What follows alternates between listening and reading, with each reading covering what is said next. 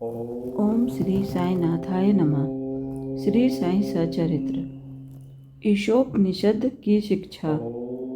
ईशोपनिषद की मुख्य देन नीति शास्त्र संबंधी उपदेश हैं।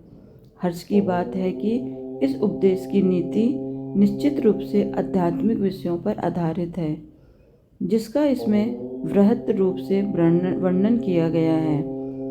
उपनिषद का प्रारंभ ही यही से होता है कि समस्त वस्तुएं ईश्वर से ओतप्रोत हैं। यह आत्मविषयांक स्थिति का भी एक उप सिद्धांत है, और जो नीति संबंधी उपदेश उससे ग्रहण करने योग्य हैं वह यह है कि जो कुछ ईश कृपा से प्राप्त है उसमें ही आनंद मनाना चाहिए और दृढ़ भावना रखनी चाहिए कि ईश्वर ही सर्व शक्तिमान है, और इसीलिए जो कुछ उसने दिया है वही हमारे लिए उपयुक्त है।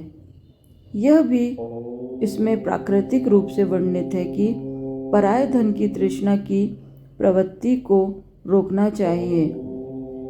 सारांश यह है कि अपने पास जो कुछ है उसी में संतुष्ट रहना, क्योंकि यही ईश्वर की इच्छा है। चरित्र संबंधी द्वितीय उपदेश यह है कि कर्तव्य को ईश्वर इच्छा समझते हुए जीवन व्यतीत करना चाहिए, विशेषतः उन कर्मों को जिसमें शास्त्र में वर्णित किया गया है।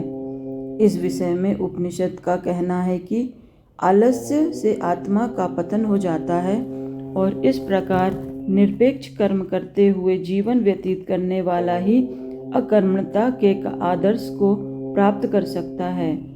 अतः मैं कहा कि जो सब प्राणियों को अपना ही आत्मस्वरूप समझता है तथा उसे समस्त प्राणी और पदार्थ आत्मस्वरूप हो चुके हैं, उसे मोह कैसे उत्पन्न हो सकता है।